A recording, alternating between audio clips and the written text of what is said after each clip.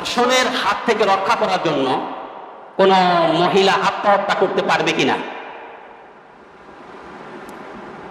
কিছুদিন আগেও ভারতে নির্মমভাবে একটা মেয়েকে ধর্ষণ করা হয়েছে। নেট দুনিয়াতে আপনারা বেশি দেখছেন, আমাদের কান পর্যন্ত আসছে এটা। আসলে মানুষের জীবন শরীয়তে এটাকে অনেক বড় মূল্যায়ন করছেন, যে কারণে মানুষ অ্যাক্সিডেন্ট হয়, পুড়া মারা যায়, বন্যার পানিতে মারা যায়।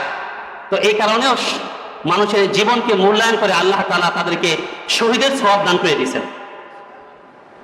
মানুষের জীবন থাকলে হাজারো আমল করা সম্ভব।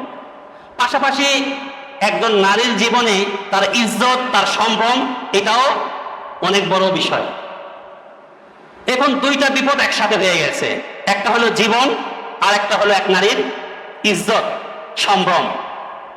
মুহাম্মদ আরবি সাল্লাল্লাহু আলাইহি ওয়াসাল্লাম বলছেন, মানিবতুলিয়া বিবালিয়াতাইনি ফালিয়াখতার আহওয়ানাহুমা আও কামা ক্বালা রাসূলুল্লাহ সাল্লাল্লাহু আলাইহি ওয়াসাল্লাম। কারো জীবনে যদি দুইটা বিপদ একসাথে হয়, এটাও বিপদ এটাও বিপদ, দুই বিপদ হয়ে গেছে, এখন যে কোনো একটা তার জন্য করতেই হবে। তো মুহাম্মদ রাসূলুল্লাহ সাল্লাল্লাহু আলাইহি ওয়াসাল্লাম বলছেন, তো দুই বিপদের থেকে যেটা অপেক্ষাকৃত কম বিপদ, অপেক্ষাকৃত কিছুটা সহজ, সেই বিপদটাকে কি করো? গ্রহণ করো।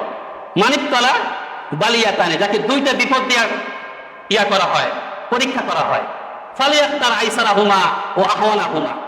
তো এই জন্য উলামায়ে কেরাম বলেছেন, না, এরকম মুহূর্তেও সে আত্মহত্যা করতে পারবে না, সে নিজেকে বাঁচায় রাখবে।